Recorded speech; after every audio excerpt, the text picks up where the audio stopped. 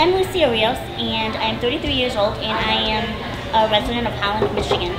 I was born with spina bifida. Kind of was a surprise to my family, but that really didn't matter. What happened is that at one point while I was developing within the womb, my spine was affected, and I'm missing some vertebrae, which is why I'm a little bit of short stature, but also it affected some of the other important things.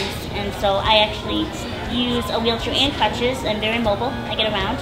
I was raised not to really think of the disability, but it was just an added part of my life, not necessarily the only part of who I was. I have a degree in journalism. I went to school for writing because I love writing. Writing was always something that was very important to me. I found my voice through writing. And so, like I said, I went to Western Michigan University, graduated with a degree in journalism, and then came back to Holland. And now I work for a nonprofit organization called Disability Network. I work with youth with disabilities, I work with business owners, and also the general community to talk about disability issues. My American dream is to write a book. I think every writer has that dream of writing a book, but something that I want to write about is the disability experience.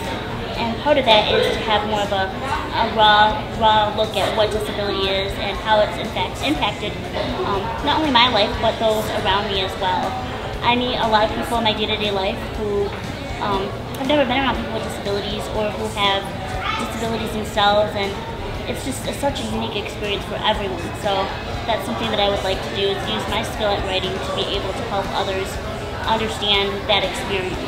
How I'm doing that, actually, since my main position is working with people with disabilities, I did have a job at a local newspaper for about 3 years, did freelance writing for them, and kind of did a variety of things. I didn't necessarily focus on disability, but I focused on just arts and entertainment and what was going on around in the community. I still keep active, and I'm still pursuing my dream of writing. I have a few clients that I do some freelance writing for, website content, blogs, social media, and I also recently have started writing for a women's publication in Grand Rapids, Michigan. What I really want to do with my writing is that I want the youth to understand what that difference is okay. I'm living an American dream where I have a full-time job, I've gotten my own place to live, I drive, I have friends, I am just your typical person. And so one of the things that I really want to do, though, is to write that story geared toward the disability experience and share it with people who maybe might not understand.